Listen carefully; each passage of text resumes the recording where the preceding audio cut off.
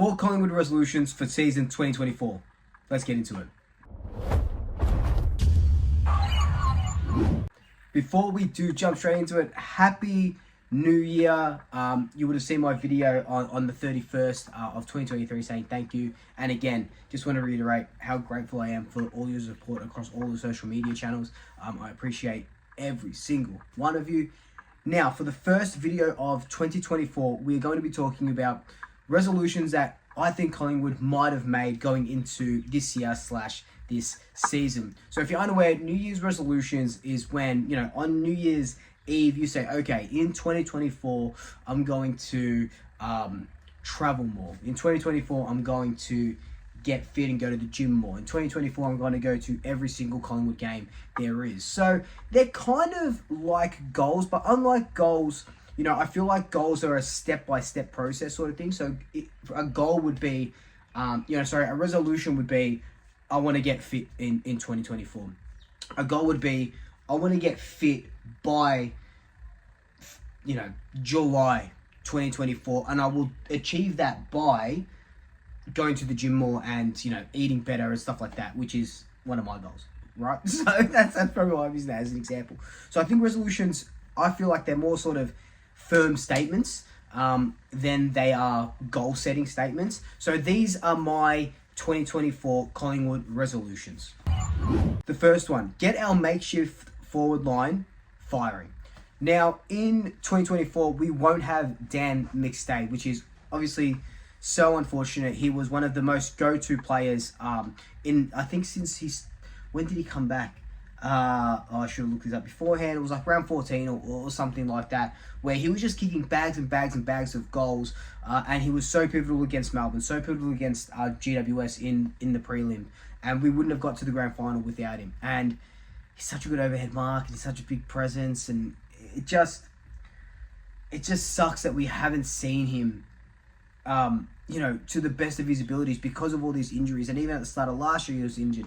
So now we probably won't get him back till maybe finals if we qualify for finals. So that is a huge loss, which means Myercheck is taking the brunt of the work. Now, we bring Dan McStay in, so Myercheck, who is just an absolute workhorse, doesn't have to be knocked from pillar to post like he has been since his debut in 2018.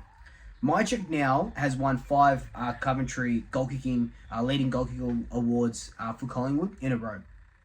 This year, I can say this year now, he'll probably get the 6th because there won't be a player that kicks over 45 goals other than Myercheck, I feel. It might have been Dan McStay if he was there, but I think Myercheck takes that out again.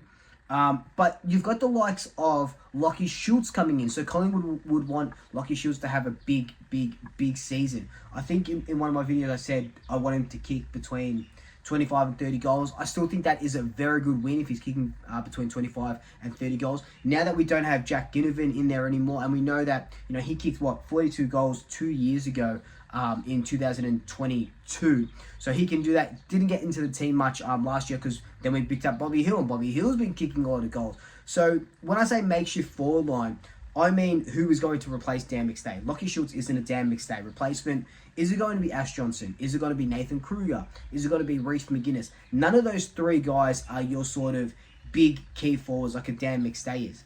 But in saying that, Brody Myercheck isn't a big key forward. Brody Myercheck in any other team is that sort of third tall behind a Jeremy Cameron and Tom Hawkins, let's just say, for example, right?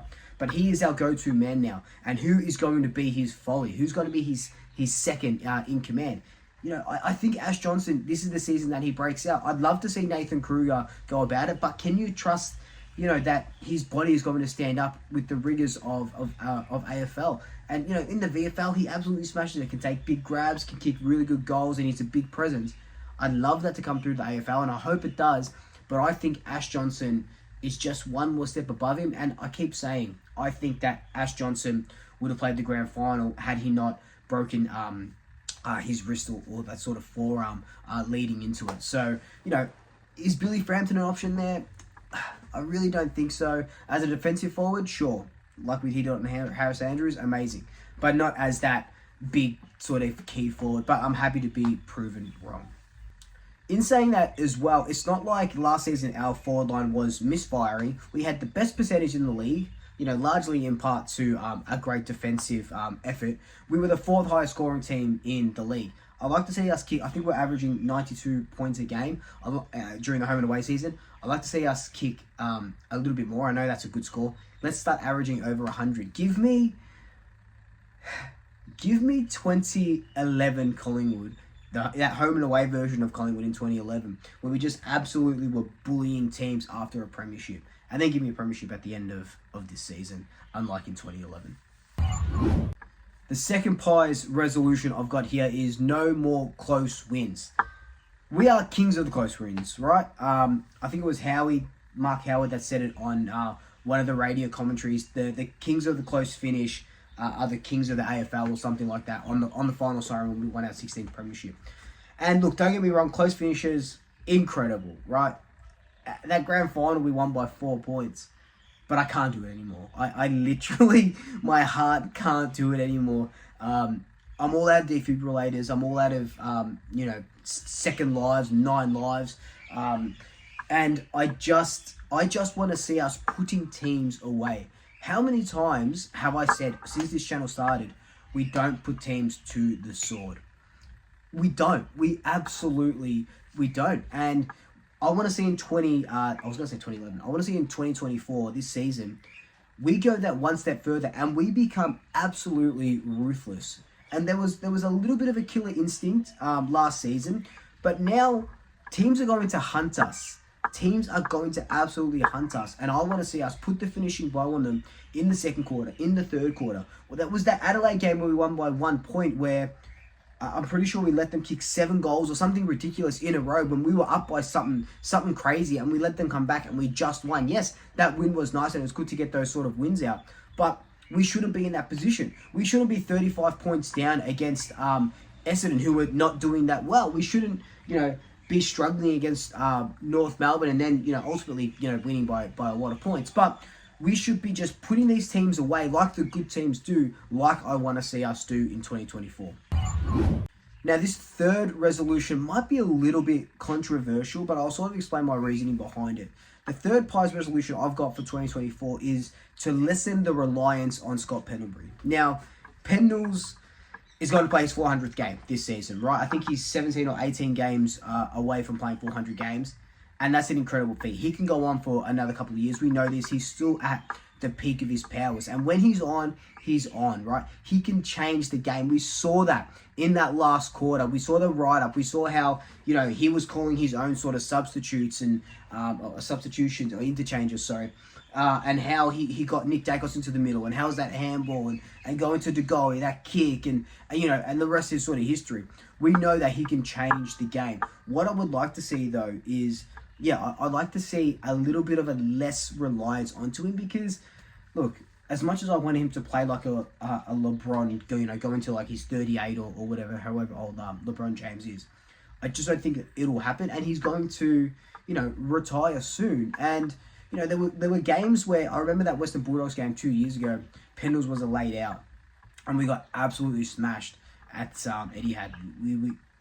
Marvel Stadium. Sorry, we just got absolutely pounced on by the doggies, and in part because Pendles wasn't there. And we know he's not captain anymore, but he's that on-field leader, and he's an on-field coach, and that's what's so great about him.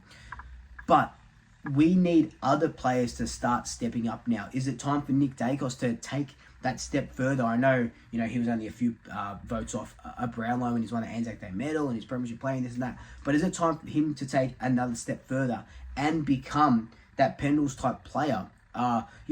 Is it Jordan De Gaulle's turn to go up? Jack Crisp, all these sort of players. And it's not even just Pendles. It's, the reliance on Tom Mitchell now, the reliance on Steele's Sidebottom. And yes, I'm not saying drop these guys and, they're too old, bring in the new kids and let's just start again. No, not at all. I want them to play every single game if they can. But what I'm trying to say is maybe, we don't rely on them as much, and we have these new crop of, not even new players, just these new crop of ready-to-go players who are playing at the moment and who are just on the fringe, ready to go and ready to smash it when these players do sort of, bow out whenever that is, and I hope that's in another 10 years. The last resolution I've got on here is win back-to-back premierships. Collingwood haven't won back-to-back premierships since 1935, 1936. So that's what? 90 years ago. 90 years ago.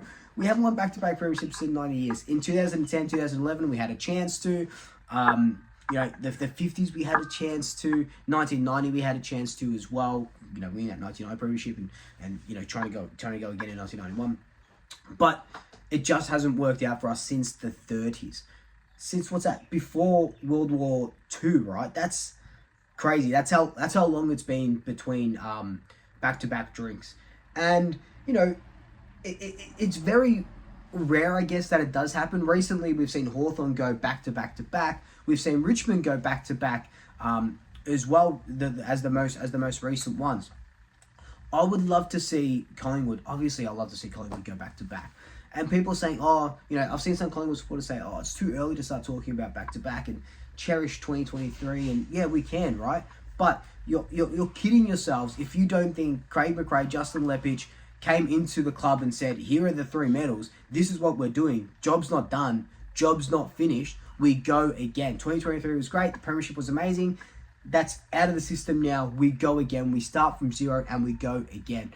And I think that's going to be maybe written somewhere, or maybe it's some sort of wording that Craig McRae uses. I don't think it's going to be like quest for back-to-back or back-to-back campaign or anything like that. But I think it's going to be some sort of play on that, where that is our motivation. We took the stairs last year. So what is it this year? What are the next sort of stairs to get to the back-to-back premiership? So I think that is our 4th resolution. I did ask you guys over on Instagram to send me your Collingwood 2024 resolutions, whether that be for Collingwood as a team or your personal Collingwood 2024 resolutions. And these are some of my favourite ones out of the hundreds that I got submitted. Nathan Gorn says, see Finn McRae, Reef and Ed Allen knocking on the door and getting games. I think that'll happen. Finn, definitely. Reef, we talked about him at the start of the video. And Ed Allen, who is still Sidebottom's natural successor. I don't know if Ed Allen will get games, but we're going to see him take the next steps in the VFL. Twisties22 says, Ash Johnson kicking 45 goals and Pies back-to-back. We talked about the Pies back-to-back. We talked about Ash Johnson as well. 45 goals would be huge for a sort of second, third tall forward. I'd be happy with Ash Johnson kicking 25 to 30 goals. 30 goals would be absolutely incredible, but he would have to play a lot of the games. We know Ash Johnson can kind of go missing in some of the games, so we need to see him go to the next level, and I dare say this will be his year. Mama Bear and her Cubs says, now this is a personal 2024 resolution that I absolutely love, to take the kids to more games this year. And, I want to go to more games this year. She wants to take her kids out to more games this year, and that is definitely a great resolution to have. Pink Pies 21 says, enjoy each game, no pressure. And this kind of reminds me of that 2011 home and away season that I kind of touched on before, where you could just, I vividly remember sitting back and sitting, next to Dad and saying, how much are we going to win by today? That's how confident I was in that team, and, that's how confident I was that we'd go back-to-back as well, because that 2011 team was absolutely incredible. Chris Tarrant, Andrew Cracker as well in that team. But yeah, enjoy each game, no pressure. And we're not going to win, 25 games in a row next season. It would be very nice to win 25 games in a row next season. That's not going to happen, right? We're going to lose games. There's going to be close games. There's going to be big wins. There's going to be probably, a big loss somewhere in there as well. But Craig McRae and what this Collingwood team have done is they've brought fun back to the Collingwood Football Club. They've brought fun and excitement watching the Pies. Yes, we're going to get upset when this happens, or he doesn't get picked, or this doesn't get picked, but we've got to embrace the moment and enjoy it for what it is. So I absolutely love this resolution. This last one here, and I'm going to absolutely slaughter the surname, so I'm not going to say it, but Amy says her 2024 Collingwood resolution is get Johnny Noble a flag, and that is a great note to end on. John Noble deserves a flag more than most. Dan McStay as well. 2024, let's get John Noble and Dan McStay a flag. But anyway, guys, this has just been mine and your Collingwood 2024 resolutions. Let me know your thoughts down below. What are your Collingwood 2024 resolutions? Leave your thoughts in the comment section below. But until then, like, comment, subscribe, tell your family, tell your friends, stay best. And until next time, double shackers. I'll see you later.